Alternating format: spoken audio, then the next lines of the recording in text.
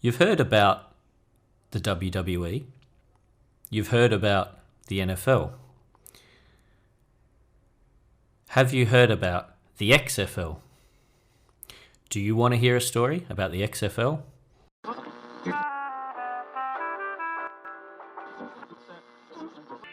you give a few seconds of your time? Good evening, folks. Kennedy died. The atomic power plant in the city of Kiev was damaged. How do you measure such an astonishing moment in history?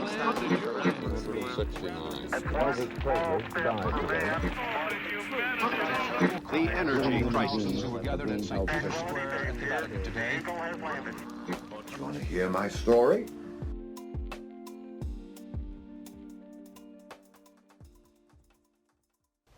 What I wanted to do today was tell the story of the XFL, and for those of you that do know, you'd know that this was the brainchild of WWE chairman Vince McMahon. Back in 2001 was iteration number 1 of the XFL.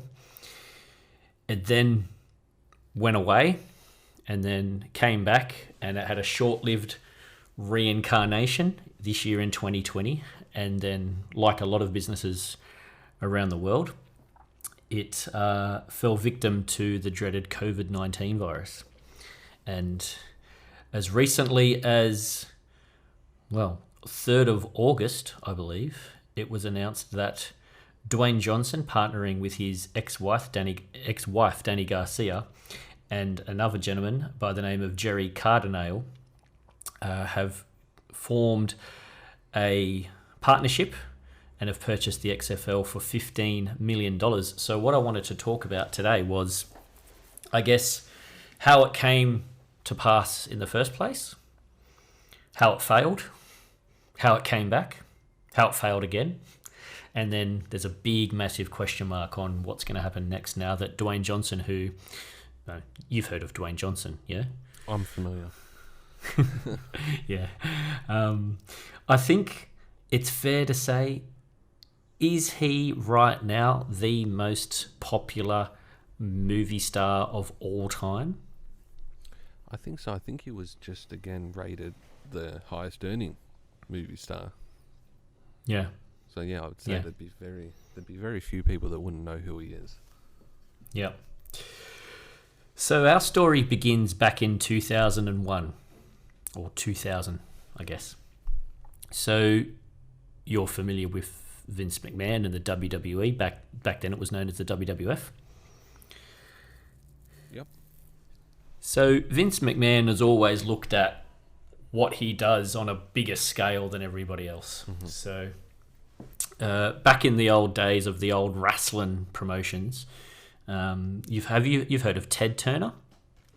No. So Ted Turner owns CNN and Turner TNT and Turner Sports and all of those properties, and they used to run a wrestling promotion called WCW. I know. And then So Vince McMahon and his father used to run the then known as the WWF, or back in the day the WWF. And back in the days of the old wrestling promotions, all these wrestling promotions were all territorial.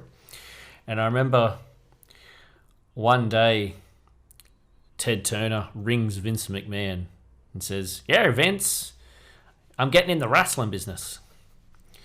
Because obviously Vince McMahon is the big man on campus when it comes to wrestling. And the story goes that Vince McMahon turned around to Ted Turner and goes, "Oh, that's nice. I'm in the entertainment business."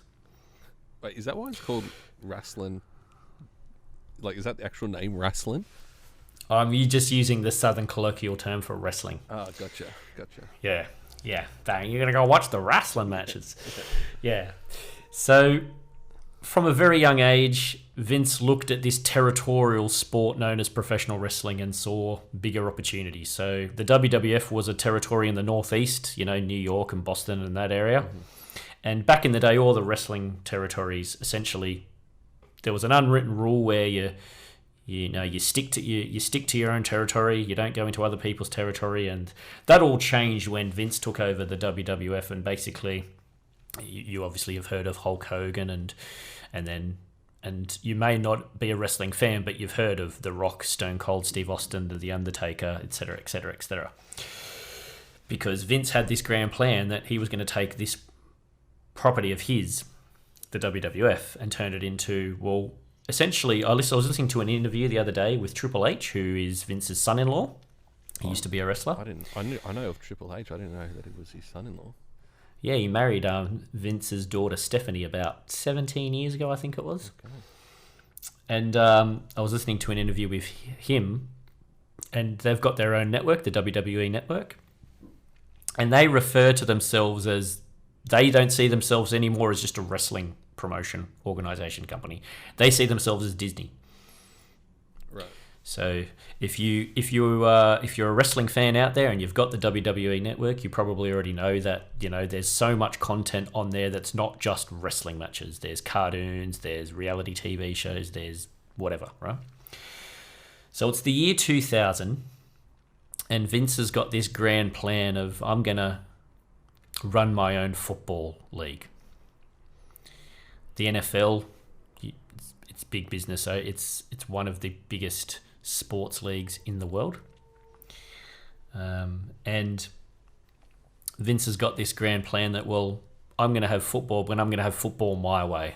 So the original plan was he was going to purchase the CFL, the Canadian Football League, because they had previously approached him to purchase one of their teams, the Toronto Argonauts.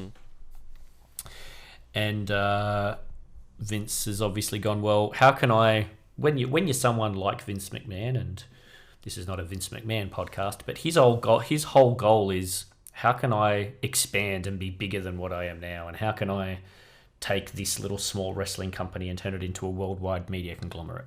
You know, very similar to going from importing Tiger shoes and then turning that into Nike. And again, the theme of this podcast is going to be very similar, where it's, you know, in America, this is the kind of ideals that a lot of people live by. These kind of things can happen. So he partners up with NBC. NBC had previously lost the rights to broadcast AFC football matches for the NFL in 1998, so they obviously wanted to fill a void of putting football on their airwaves. And the WWF, as it was known then, at NBC had a very good working relationship. The NBC had shown a lot of WWE programming back in the day. So Vince had a very good relationship with Dick Ebersol, who was the president of NBC at the time. And so in February of the year 2000, Vince announced that they were going to be forming this new league called the XFL, and they wanted to build on the success of two things. His professional wrestling, which at the time was in probably its peak of popularity. There was everyone who's a wrestling fan out there will know that it was referred to as the Attitude Era. So it was big with 18 to 34-year-old males. They had a lot of adult content in regards to suggestive content with, you know, girls in bikinis and a lot of anti-authority and all that kind of stuff. So he wanted to build on the success of professional wrestling and build on the popularity of football, which by that stage had taken over well and truly from baseball as America's favourite sport. So the idea was to put this league on at the end of the NFL football season. So NFL football season usually finishes at around late January, early February. And so Vince goes, well, there's going to be a void here for all these football fans out there that want to watch football. I can fill that void. In terms of the brand of football that he wanted to put forward, it was going to have fewer rules. And so, again, you have to think about it in the context of 20 years ago. The WWF was very edgy and risque and pretty violent. Like, there's a lot of wrestling matches with chair shots and that kind of stuff. And so he wanted there to be fewer rules in the XFL to encourage rougher play, okay? And there's going to be a few times in this story where you're going to think that just wouldn't fly today. So, and I'll get to those in a second. There was going to be 8 teams. They were going to put teams in markets like Birmingham, Las Vegas, Memphis, and Orlando, teams that didn't have cities that didn't have professional football teams. And just a few things that made the XFL stand out compared to the NFL. It was going to be a single entity, so all the teams would be owned by the league. And they wanted to, like, I don't know, you don't watch a lot of sport anyway, but you've got a pretty good idea of how American football works, yeah? I think so. I mean, Okay. from the game So- and the business side of things. Yeah. So, for example, after a touchdown, there'd be no kick. You know how they usually kick to get the extra point? There'd be none of that. Yep. They were going to make changes to the overtime rule, punting. They were going to reduce the play clock by 5 seconds to 35 seconds. And they were going to allow players to put nicknames on the back of their jerseys. Right. So picture yourself as a wrestling fan. Let's say you're a 25-year-old male and you like wrestling and you like professional football. Okay. Right. Yep. Picturing that. Does this sound exciting to you so far? Yeah. Of course. And I think that's what Vince was going for. He's going, we've got people who love our product. They love football. So just picture me, doing the old Ricky Gervais and like putting my hands together and making them form a little, he does that thing where he puts his two hands together and he goes, this thing is just going to fit. Like it fits in place, it locks in place. Yep. Yeah. So he's thinking, and as well he is too, he's thinking success, winner, dollar signs. Right? Can I just ask, what does the X stand for? So a lot of people asked at the time, there was already a league called the Extreme Football League, and so the X was later said by Vince to not stand for anything. Right. So it's just Right. football league. It's just football. And I mean, I reckon if you put the letter X before or after anything, doesn't it sound better?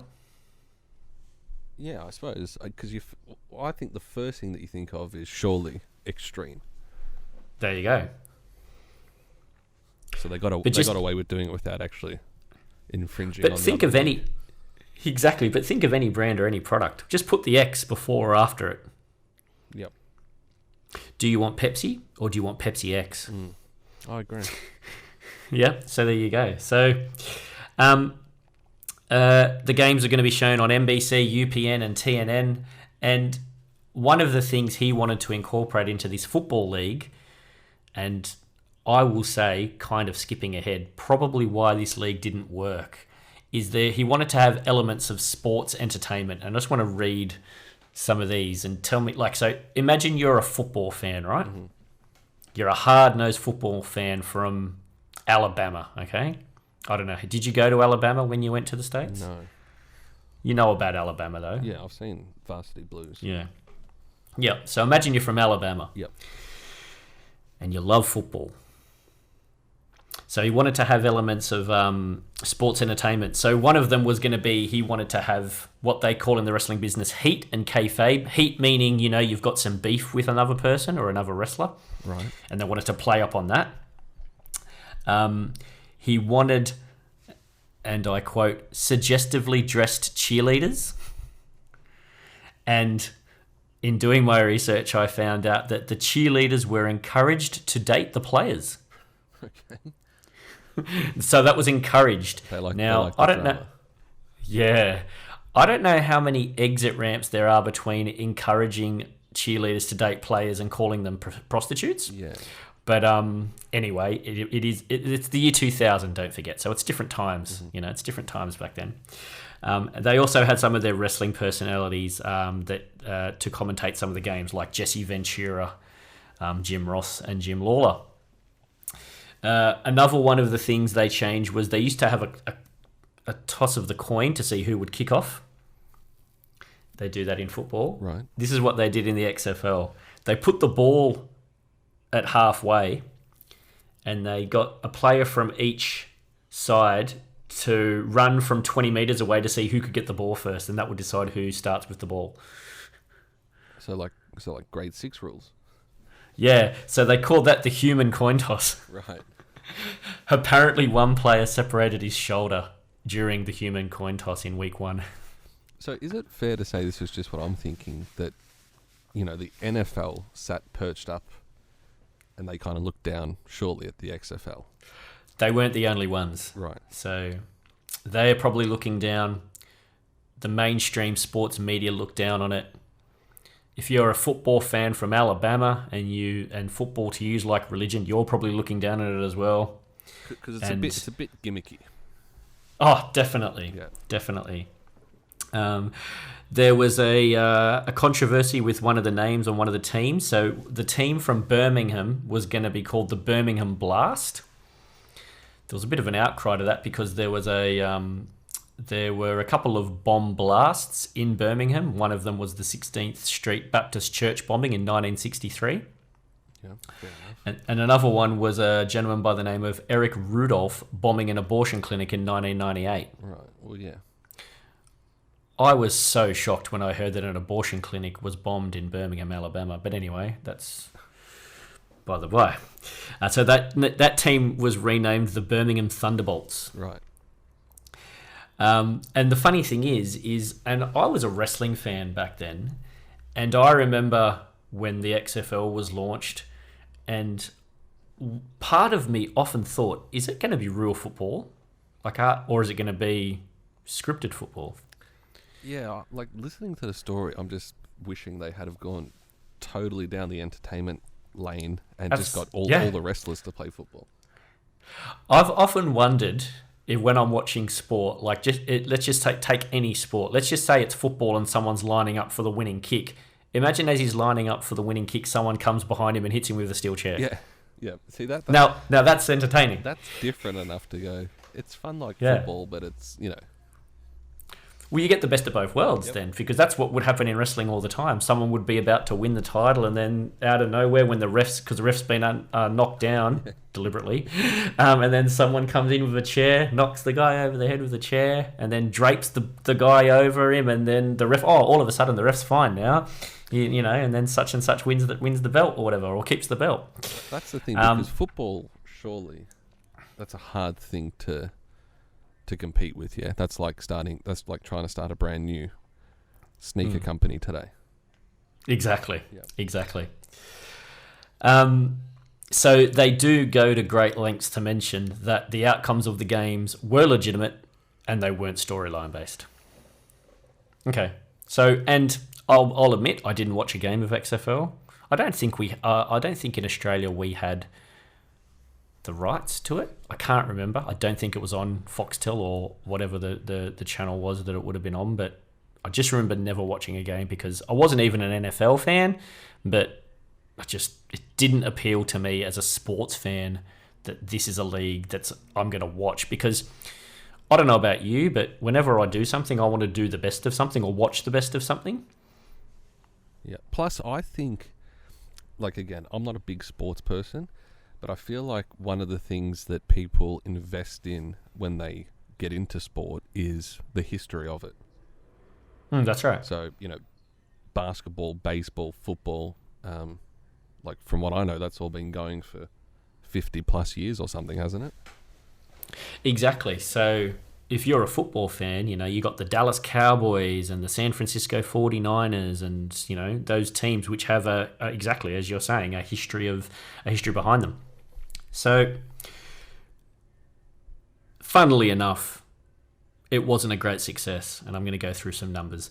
WWF and the NBC both lost $35 million on their $100 million investment. So NBC pulled out. Plans were in place to continue, but UPN, who was one of the networks that were going to show the games, they were making untenable demands on the league, and also they wanted to make some changes to the WWF programming they had at the time. So Vince said, no, we're not doing that.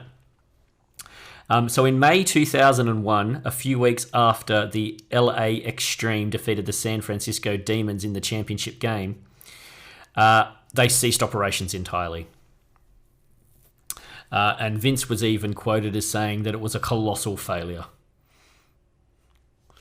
I will give them one thing, though, and it's something that is actually in sports today. So, again, you don't watch a lot of sports, but they were one of the first leagues to introduce microphones on players while they're playing. Gotcha. Makes sense.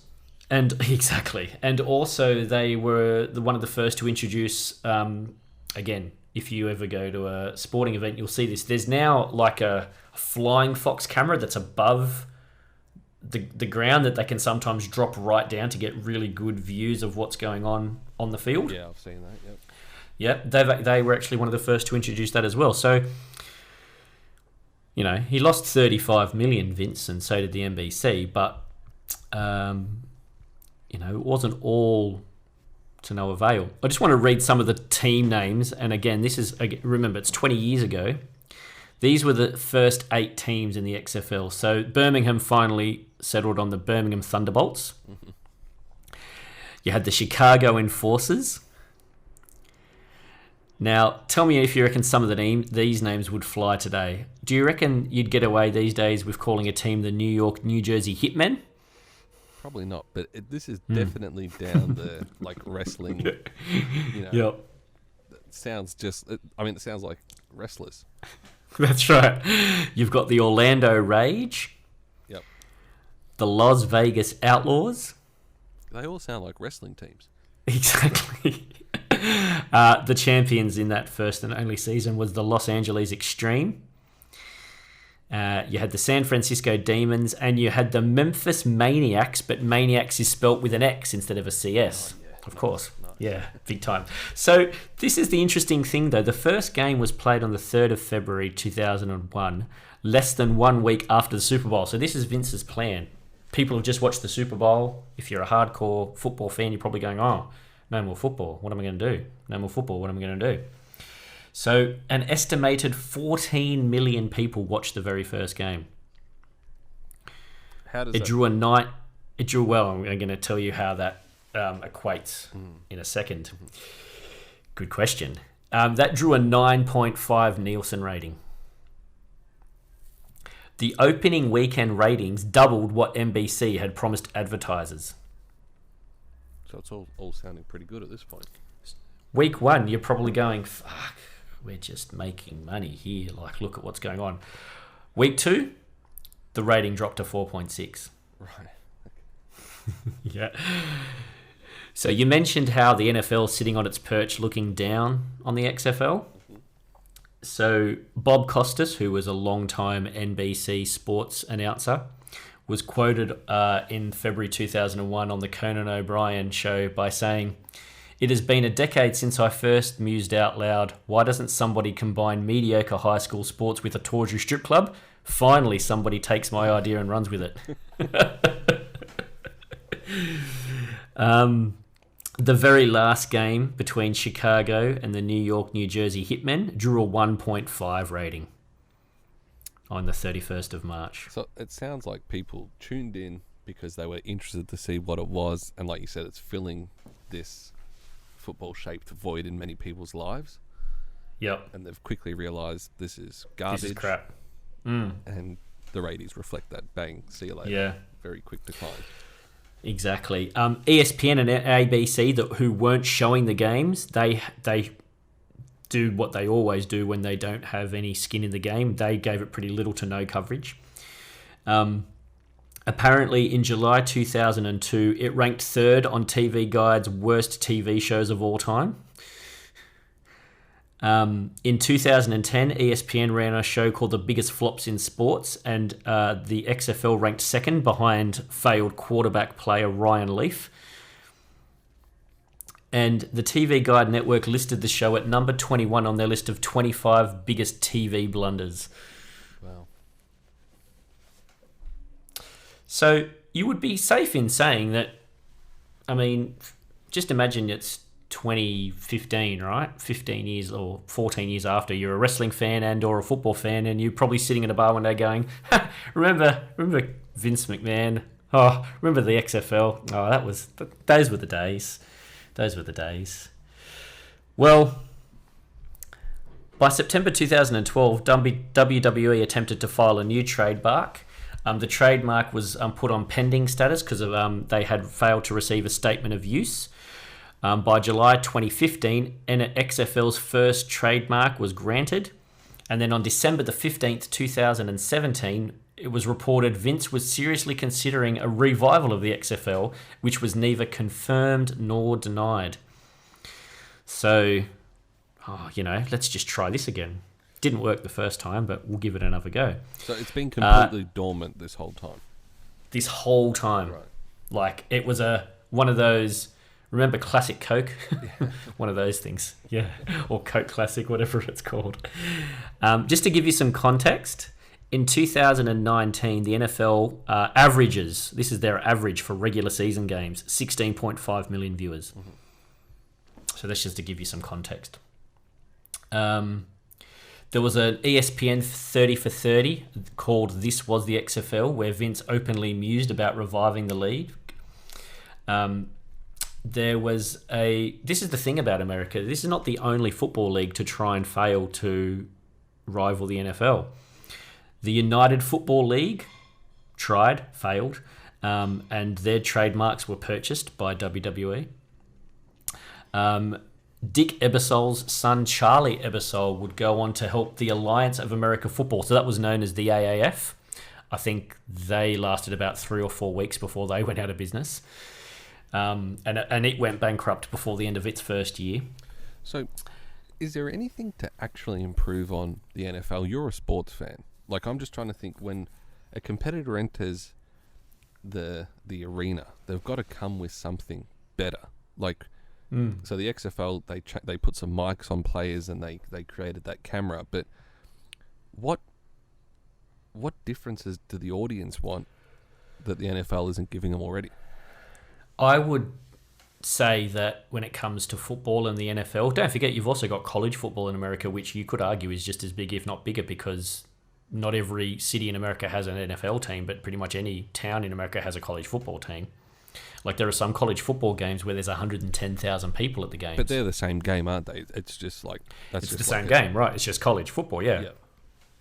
I would say that there is no need, nor thirst, nor desire for another football league in America. Again, knowing nothing about sports, what I'm hearing from your story is that people have been pretty apparent about not needing it. That's right.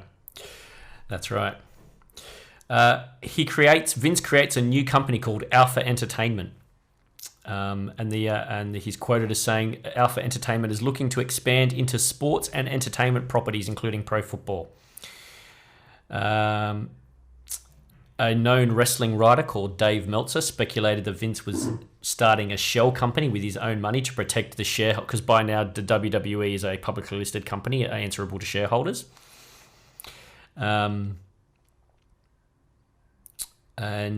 they're talking about the new version of the XFL being on traditional TV or on the WWE network, because WWE has its own streaming network now. One of the differences between this one and the first iteration is that actually going to tone down the violence, because like every contact sport in the world now, everyone's worried about CTE concerns. So I'm going to go through a bit of a timeline as to what happens next. On this 22nd of December 2017, Vince sold... Some of these numbers are just crazy. Vince McMahon sold $100 million worth of his WWE shares, which requires notification to the Securities and Exchange Commission. The report coming out of the SEC said that this was done to fund Alpha Entertainment. On that day, the shares dipped slightly. So just to give you some context, currently you can buy a share in WWE for $44.98. Not too bad. Not Apple, but it's pretty good. And on the 25th of January 2018, Alpha Entertainment announced the new incarnation of the XFL. So that was about 2 years before it's about to launch. So one of the big differences was last time they only gave themselves a year between launching and the first game. So they're doing it properly this time, even to the tune where Vince is prepared to invest $500 million of his own money, and he liquidated an additional $270 million of WWE stock in March of 2019 to provide additional funding. That's scary to me. It says parenthetically that him liquidating $270 million equates to about 4% stake in WWE. Okay. So $270 million is a 4% stake. Jesus. A little bit of how times have changed over the last 20 years. No cheerleaders this time, or paid prostitutes. Right. The league was going to discourage any political gestures like taking a knee during the national anthem, basically in a fuck you to Colin Kaepernick. McMahon also planned to forbid any player with a criminal record participating in the league. This was later walked back by Oliver Luck, who was named the XFL commissioner because you might not know him, but there was a player named Johnny Manziel who had a criminal record, but he had failed in the NFL. So they were going to try and sign him for star power. And then Vince was quoted as saying every player was going to be evaluated on many things, including the quality of human being they are. Maybe he should, which is, and I also want to add for full context in this story, Vince is very, very, very good friends with one Donald J. Trump. Right. So he doesn't evaluate who he votes for based on the quality of human being, but he evaluates football players on that. Mm-hmm. And then he goes on to say, people don't want social and political issues coming into play when they are trying to be entertained. I mean, that's probably true. It is probably true, but it's also something people in power say when their power is being threatened. Yep, agreed. Yeah, he goes on to say that people can do that in their own time. It was written into the contracts in October of 2018, protesting the national anthem. However, this is the interesting thing I found. There was going to be no ban on cannabis use, and they're not going to test for cannabis use. Right. All right, let's go through a bit more of a timeline. June 5, 2018, Oliver Luck named commissioner and CEO, leaving his previous position at the NCAA. On the 5th of December 2018, the first 8 cities are announced. The first game is going to be played on the 8th of February 2020. So just remember what was going on in the world around about the 8th of February 2020. Mm-hmm. May 2019, the XFL placed a bid on some of the American Alliance of Football's former assets. They were outbid by former Arena Football League executive Jerry Kurz. December 2018, Charlie Ebersol had asked Vince about merging the AAF with the XFL. So maybe saying, oh, fuck, Vince is getting back in the football game. Anyway, Vince turned him down. First player was signed on the 15th of August 2019. That was Landry Jones. 6 days later, on the 21st of August, the team names and logos were revealed. These were the 6. Now, these are a little bit more politically correct football team names for the year 2020 in the current political climate. The Dallas Renegades. This is my favourite one. The Houston Roughnecks. Yeah. The LA Wildcats, the Seattle Dragons, DC Defenders, New York Guardians, St. Louis Battlehawks, and the Tampa Bay Vipers. Yeah, sound all reasonable enough. Don't sound like wrestling names.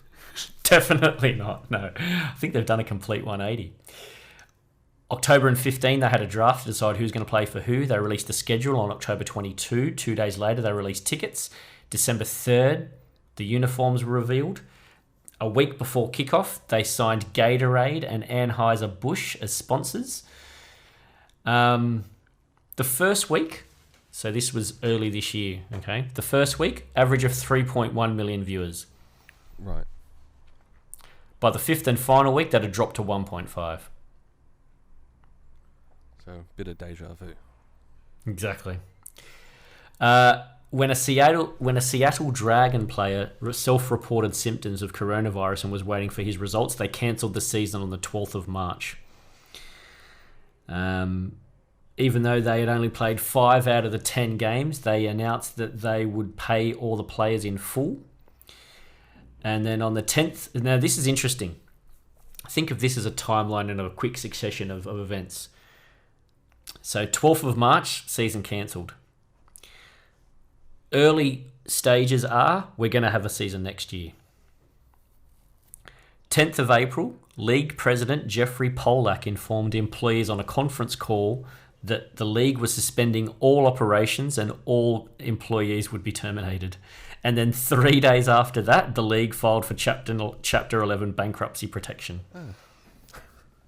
Oh.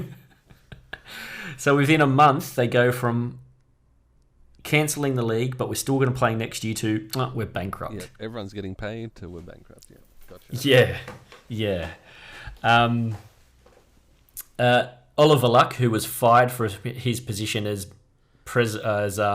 commissioner, before they filed for bankruptcy, sued Vince personally on the 21st of April for wrongful dismissal. And then basically there's a whole bunch of dates here which I'm not going to go into because they're not really interesting. But essentially it was set for auction on the 3rd of August. So people could bid for purchasing this company. On the 28th of July, it says that court documents were made public showing the XFL would not sell unless they had successfully negotiated a new broadcast deal, which makes sense, right? There's no point buying a property if it's not going to be on TV, yeah? Yeah. So here he comes in on his white horse on the 2nd of August, just hours before an auction could take place. It was reported Dwayne Johnson, his former wife, Dani Garcia, and a gentleman by the name of Jerry Cardinale, who has a fund called Redbird Capital Partners, had purchased the XFL. So think of that, all that money Vince poured into it, right? Purchased the XFL for $15 million. See, that's what I thought it was, but everything you were saying, I'm like, maybe I had it wrong. No. Because I heard The Rock just paid for it with like loose change he had in his car. Well, $15 million, and he didn't even pay for it all by himself. It's him and two others. Yeah. Literally nothing. Yeah. Literally nothing to him. So Dwayne Johnson and Dani Garcia were married from 97 to 07, but apparently have remained business partners after they split up, which I find interesting. Yeah, from what I understand, she's like his like partner in a lot of things. Yeah, so that's interesting. Maybe they'll get back together again. Who knows? He just got married. Maybe not then. Maybe not. Maybe they thought they were better business partners than they were partners. So what are they going to do with it? Because I would say The Rock, he's a pretty sound businessman. I mean, outside of all the movies and wrestling and stuff, like he's had quite a few successful business partnerships and businesses of his own. Do you think they bought the XFL just as like a bit of a punt, or have they got a plan? Like, what are they going to do with it? Now, did you write that joke down? Bit of a punt? No, didn't even think of it. That's fantastic. That's fantastic. Well, I don't know sports, so it's only that you point that out. Right. I'm like, oh yeah. Yeah. Funnily enough, the XFL's parent company had listed the league to be worth in the range of 10 to 50 million if we include assets and liabilities. So Dani Garcia has stated, to answer your question, that they're going to be having a 2021 season, potentially in what they're calling a bubble, which is where all the teams are in one lockdown location. I suppose the Rock's got more pulling power than Vince McMahon can ever have. Well, it's interesting you say that. So on the 21st of August, Dwayne Johnson was quoted as saying, "The deal is official. The keys to the XFL have been handed over." Now, there's two stories which I want to draw attention to. One of them is on a website called xflnewshub.com. Now, that story is entitled "What to Expect from the XFL in the Next 3 Months," so people can go and have a read of that. But then there's also a story by a gentleman called Alex Reamer on Forbes.com, which was posted on the 3rd of August, so pretty much a day after the announcement of The Rock and his ex-wife and this other bloke buying it. And the name of that article is "Dwayne The Rock Johnson Buying the XFL Doesn't Guarantee League Success." And then this is what they talk about. They talk about this season, so the 5 weeks that they were able to have before they shut down the season. Teams were averaging only 20.5 points a game, and 12 out of the 20 games were falling under the projected points total, which means it wasn't as exciting as the NFL. Because you talk about what can they bring that the NFL doesn't have. If you watch the NFL at the moment, it's just scoring. People are scoring touchdowns all over the place. People are throwing long passes, and teams are just scoring points, which is exciting. If you want to watch sport, you don't want to watch teams not score points, right? Like soccer. Well, that's another discussion for another day. But why would I watch the XFL if they're not going to be able to score points? And also, they keep a stat which is when the quarterback throws the ball, what's his completion percentage, like how many balls are thrown versus caught. So in the 5 weeks of last year's XFL season, the quarterback completion percentage was 58.6%. Now, the 30th ranked quarterback in the NFL throws better than that. That's the other thing I'm thinking. Like, who are the XFL players. I mean, the NFL have all these huge guys on tons of money, and they're all great at what they do.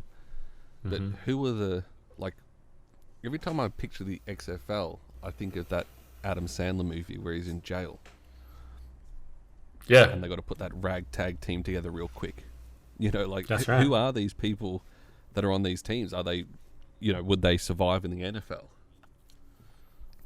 That's exactly right. So essentially, the XFL is, if you're not good enough to make the NFL, there's a home for you here. So that's what it is. Like, so the XFL guys aren't going to transition into the NFL anytime soon. Well, they might. It might be a stepping stone, but it's never going to be a competitor, if that makes sense. Yeah, gotcha. You wouldn't. Yeah. It would be a hard pill for someone to pick the XFL over the NFL. Well, they just wouldn't. And I'm going to finish the story by reading the last bit of this article from Alex Reamer on Forbes.com. Right now, The Rock is the XFL's draw. But if the league will be a success under his stewardship, he'll fade to the background and the players will take centre stage. That's its only hope. And